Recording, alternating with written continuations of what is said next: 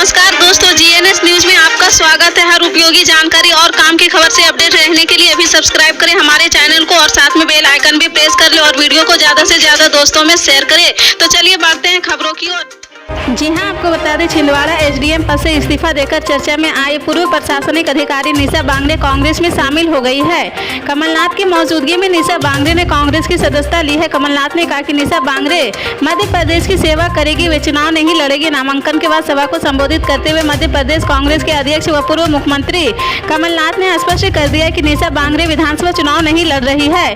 कमलनाथ ने जब ये बात कही तो मंच पर पूर्व डिप्टी कलेक्टर निशा भी मौजूद थी। कमलनाथ ने कहा कि आप उदाहरण बनेगी, आप चुनाव नहीं लड़ रही, कोई बात नहीं, आपकी सेवाओं की आवश्यकता प्रदेश में है। वहीं निशा बांगड़े ने भी कहा कि पूर्व सीएम कमलनाथ जैसा कहेंगे वैसा ही करूंगी, अब सारी जिंदगी कांग्रेस की सेवा करूंगी। गाजा में हो रही इजरायली बमबारी में अस्पतालों के तबाह हो जाने के बाद हजारों ऐसी फिलिस्तीनी गर्भवती महिला हैं जिन्हें चिकित्सक सुविधा नहीं मिल पा रही। यह गर्भवती महिलाएं अपने अजन्मे बच्चे के साथ जिंदगी की जंग लड़ रही। इन्हें खौफ इस बात का है कि कब कहां से बम गिरेगा और उन्हें उनके अजन्मे बच्चे के साथ मौत के आगोश में सुलझना पड़ेगा। अल जजीरा की एक रिपोर्ट के मुताबिक गाजा की एक 33 साल की फिलिस्तीनी महिला जिनका नाम निवेन अल बरबारी है, वह अपने अजन्मे बच्चे की जिंदगी खोने के डर से सहमी हुई है। आसपास होने वाले इजरायली हवाई हमलों ने उन्हें खौफजदा कर रखा है। 7 अक्टूबर को जंग शुरू होने से पहले अल बारबरी नियमित रूप से एक विशेषज्ञ के पास जाती थी क्योंकि वह गर्भावस्था में शुगर और ब्लड प्रेशर से जूझ रही है।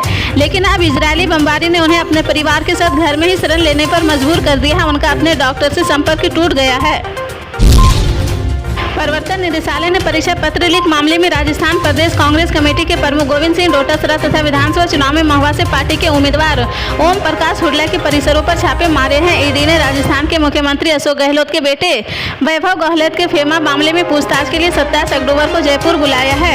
प्रवर्तन निदेशालय ने विदेशी मुद्रा प्रबंध अधिनियम के कथित उल्लंघन से संबंधित एक मामले में पूछताछ के लिए राजस्थान के मुख्यमंत्री अशोक गहलोत के बेटे वैभव गहलोत को तलब दिया है। आधिकारिक सूत्रों ने बृहस्पतिवार को यह जानकारी दी है। सूत्रों ने बताया कि वैभव गहलोत को शुक्रवार को जयपुर या नई दिल्ली में संघीय एजेंसी के कार्यालय में पेश होने के लिए कहा गया है। देश कतर में 8 भारतीयों को गुरुवार को फांसी की सजा सुनाई गई है। इन सभी पर जासूसी का आरोप है। कतर में 8 महीने पहले भारतीय नौसेना के 8 पूर्व अधिकारियों को जासूसी करने के आरोप में गिरफ्तार किया गया था। यह गिरफ्तारी पिछले साल सितंबर में हुई थी। इस मामले में भारतीय विदेश मंत्रालय ने बयान जारी कर कहा कि मौत की सजा के फैसले से हम हैरान हैं। विस्तृत फैसले का इंतजार किया जा रहा है। विदेश मंत्रालय ने कहा कि हम परिवार के सदस्यों और कानूनी टीम के संपर्क में हैं और सभी कानूनी विकल्प तलाश रहे हैं। इस मामले को बहुत महत्वपूर्ण मानते हैं और इस पर बारीकी से नजर रखे हैं। सभी काउंसलर और कानूनी सहायता देना जारी रखेंगे। फैसले को कतर के अधिकारियों के सामने भी उठाएंगे। पैसे लेकर सांसद में सवाल पूछने के मामले में एथिक्स कमेटी ने टीएमसी सांसद महुआ मोइत्रा को 31 अक्टूबर को बुलाया है। सूत्रों के अनुसार महुआ को सुबह 11 बजे पेश होने के लिए कहा गया।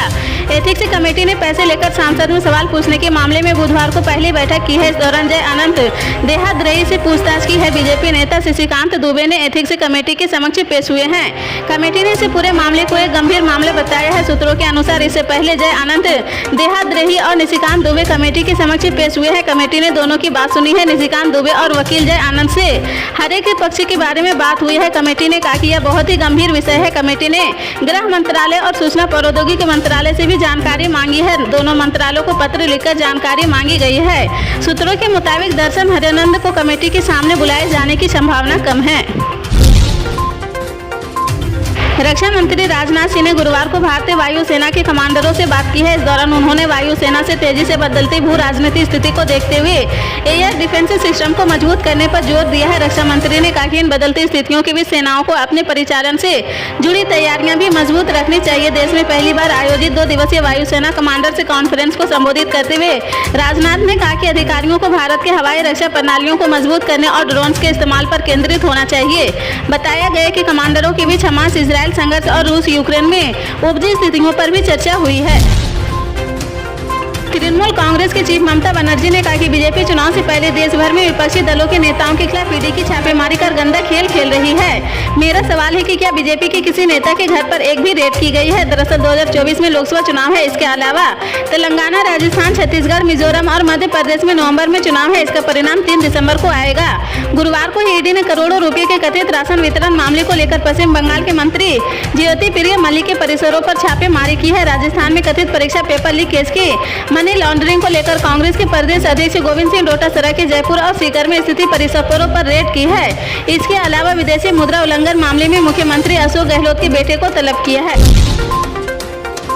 बिहार में स्वास्थ्य सेवा को लेकर नीतीश सरकार के दावे और हकीकत में जमीन आसमान का फर्क है। हाल ही में मुजफ्फरपुर के एक कार्यक्रम में मुख्यमंत्री नीतीश कुमार ने बिहार की स्वास्थ्य व्यवस्था की जमकर तारीफ की है। मुख्यमंत्री ने यहां तक कह दिया कि अब मजबूरी में लोगों की चिकित्सा के लिए बिहार से बाहर जाने की जरूरत नहीं है, लेकिन केंद्र का हालिया डेटा उनके इस दावे को मुंह चिढ़ाने के लिए काफी है। राज्यसभा में केंद्रीय स्वास्थ्य मंत्रालय ने एक जवाब में बताया कि एमबीबीएस सीट के मामले में नेशनल मेडिकल काउंसिल के हिसाब से बिहार काफी पिछड़ा हुआ है। सूची में बिहार नीचे से दूसरे नंबर पर है। बिहार से नीचे नॉर्थ ईस्ट का मेघालय है। इस डेटा में आगे कहा गया कि बिहार में मेडिकल के करीब 13,000 सीटें होनी चाहिए, लेकिन वर्तमान में यह 2,565 ही है, वो भी तब जब बिहार सरकार कुल बजट का 7% सिर्फ व्यवस्था विभाग पर खर्च कर रही है। मिशन 2024 फतह करने के लिए बीजेपी बिसात बिछाने लगी है। लोकसभा चुनाव से पहले बीजेपी का फोकस अनुसूचित जाति वर्ग पर है।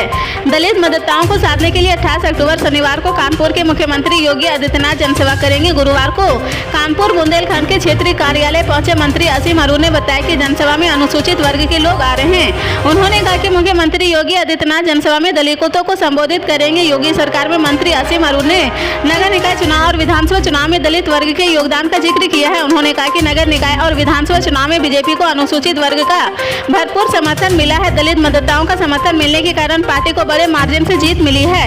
प्रदेश के मुखिया योगी आदित्यनाथ और प्रदेश अध्यक्ष भूपेंद्र चौधरी दलितों को धन्यवाद देना चाहते हैं। उन्होंने दावा किया कि लोकसभा चुनाव में भी अनुसूचित जाति का समर्थन प्रधानमंत्री नरेंद्र मोदी को मिलेगा। बीजेपी उत्तर प्रदेश में लोकसभा की 80 सीटों पर कमल खिलाएगी। राज्य मंत्री ने समाजवादी पार्टी पर निशाना साधते हुए कहा कि कन्नौज के तिरवा में एक राज्य कॉलेज बना हुआ है।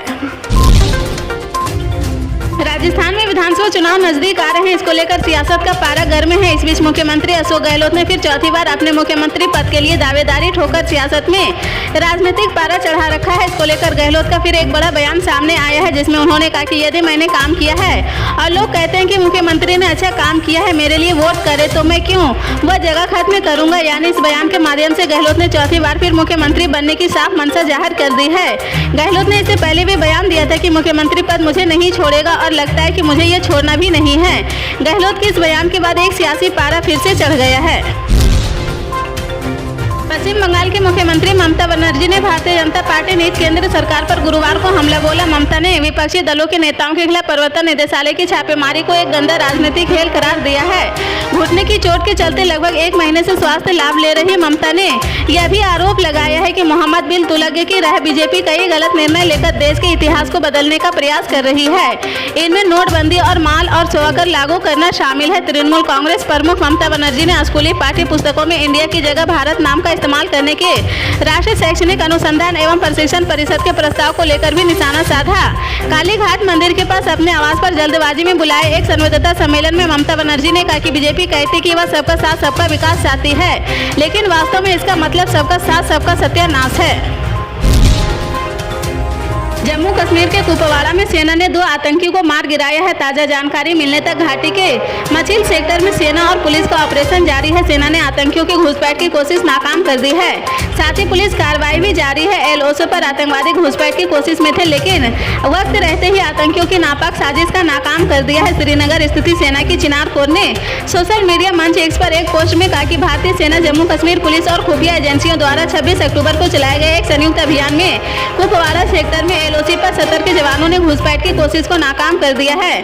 पुलिस के एक प्रवक्ता ने बताया कि अभियान में 2 आतंकियों को मार गिराया गया है। पुलिस प्रवक्ता ने एक्स पर पोस्ट किया है कि कुपवाड़ा पुलिस द्वारा दी गई एक विशेष सूचना के आधार पर मचिल सेक्टर में शुरू हुई एक मुठभेड़ में अब तक 2 आतंकी मारे जा चुके हैं। अभियान जारी है। पल-पल के अपडेट जानने के लिए जुड़े रहें आप अपने GNS न्यूज चैनल से। मिलते हैं अगली बड़ी खबर के साथ, तब तक के लिए जय हिंद।